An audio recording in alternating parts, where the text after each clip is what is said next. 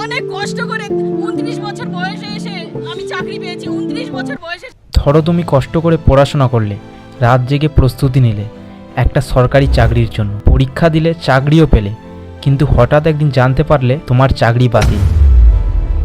দিন দিন মনে হচ্ছে যে পথে এগোচ্ছি তাতে মানে মরার পর্যায়ে পৌঁছে গেছি। 26,000টা পরিবার আজ প্রশ্ন করে, আমার ছেলে তো পড়েছিল দিনরাত এক করে, তাহলে আজ সে কি দোষ করবে? আমরা ছোটবেলায় ভাবতাম যে বেশি পড়বে সে বড় হবে, আর যে বেশি রাত জেগে পড়বে তার কপালে চাকরি থাকবে। আজকের ভিডিও সেই বাস্তব গল্প, 26,000 চাকরি, হাজার হাজার স্বপ্ন আর এক ভয়ঙ্কর বিচারিক সিদ্ধান্তের পরিণাম। 2016 সালে পশ্চিমবঙ্গে স্কুল সার্ভিস কমিশন এসএসসি মাধ্যমিক, উচ্চ মাধ্যমিক ও গ্রুপ সি ডি পদে প্রায় 26,000 শিক্ষক ও কর্মচারী নিয়োগ করেছিল।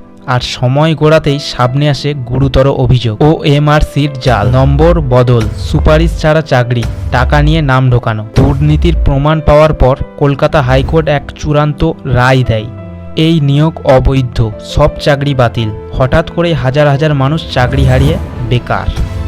আমি একমাত্র সন্তান আমার বাবা মায়ের, তো আমি স্কুলে সেরকম একটা খবর পেয়ে আমি ভীষণভাবে ভেঙে পড়েছি। এই রায় দেয় বিচারপতি গাঙ্গুলি ও বিচারপতি আমানুল্লাহর বেঞ্চ। তাদের পর্যবেক্ষণ ছিল এই পুরো প্রক্রিয়া নষ্ট হয়ে গিয়েছে, পুরো দুর্নীতিগ্রস্ত। তারা বলেন 26,000-এর মধ্যে যারা প্রকৃত মেধাবী তারাও দুঃখজনকভাবে ক্ষতিগ্রস্ত।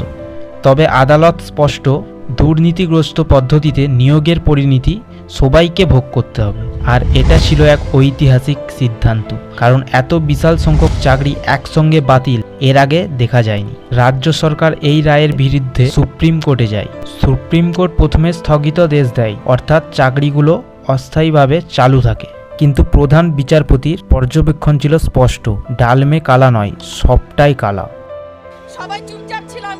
এবারে মরণ কামড় দিয়েই তারপর মরবো, মরে তো যাবো। এছাড়া এইভাবে আমরা বাড়িতে তো আর ফিরতে পারবো না। তাদের কথা, এমন দুর্নীতির বিচার হওয়া উচিত যারা সত্যিই যোগ্য, তারা যেন অন্যায় শিকার না হন।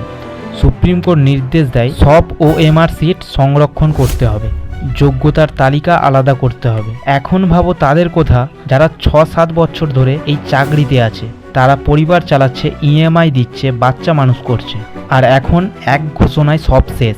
কেউ বলছে ভুল না করেও শাস্তি পেলাম, কেউ আবার মানসিকভাবে ভেঙে পড়েছে, অনেকেই বলছে জীবনটা নষ্ট হয়ে গেল। অনেকে চাকরি হারিয়ে রাস্তায় নেমেছে, বিক্ষোভ করছে, কাঁদছে, দিনরাত প্রার্থনা করছে এই চাকরিগুলো ফিরিয়ে দেওয়া হোক। আর এই ঘটনা রাজনীতিতে ঝড় তুলেছে। বিরোধী পার্টিরা বলছে এই হচ্ছে তৃণমূল সরকারের এসএসসি দুর্নীতির ফল, আর এদিকে সরকার বলছে আমরা কোনো দুর্নীতি করিনি, এটা বিচার ব্যবস্থার হস্তক্ষেপ। পাশাপাশি সরকারি আইনজীবী সুপ্রিম কোর্টে বলেছেন এভাবে চাকরি বাতিল করা হলে মানুষ সরকারের ওপর বিশ্বাস হারাবে। এটা শুধু একটা বিচার নয়, নিয়োগ প্রক্রিয়ার বিশ্বাসযোগ্যতা নিয়ে প্রশ্ন। এই ঘটনা আমাদের সামনে কিছু বড় প্রশ্ন তোলে। যোগ্যতা যদি দুর্নীতির বলি হয়, তবে তারা কোথায় যাবে? যারা টাকা দিয়ে চাকরি পেয়েছে তাদের শাস্তি হবে তো? ভবিষ্যতে কিভাবে নিয়োগ স্বচ্ছতা আনা হবে? সবচেয়ে বড় কথা, সত্যি কি চাকরি ফেরত পাবেন নির্দোষরা, নাকি সব হারিয়ে যাবে? 26,000 মানুষ, 26,000 পরিবার, এরা কেউ রাজনীতি করে না, কেউ গড ফাদার চেনে না। এরা শুধু স্বপ্ন দেখেছিল একটা ছোট চাকরি হবে, একটা স্থির জীবন হবে। আজকের বাস্তবতা তাদের শিখিয়েছে যোগ্যতা থাকলেও সিস্টেমে জিততে গেলে ভাগ্য লাগে, পরিচয় লাগে, আর লাগে স্বচ্ছতা। তবে একটা কথা মনে রেখো, সত্য চাপা পড়লেও একদিন জয়ী হবেই। দুর্নীতির বিরুদ্ধে লড়াই বন্ধ করা যাবে না। আর এই ভিডিও যদি তোমার ভালো লেগে থাকে তাহলে শেয়ার করো, যাতে এই সত্য আরও মানুষের কাছে পৌঁছে যায়। আর নিচে কমেন্ট করে বলো তুমি কি মনে করো, এই মানুষদের ন্যায় পাওয়া উচিত কিনা।